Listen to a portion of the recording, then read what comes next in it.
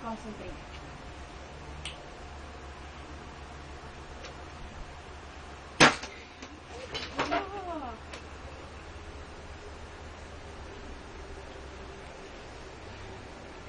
Miss ko ba siya?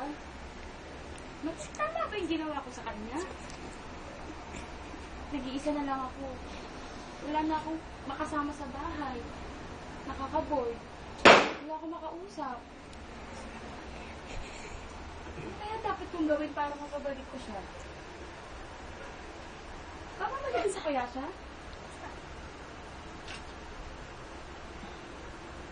Ano ba kailangan kong gawin?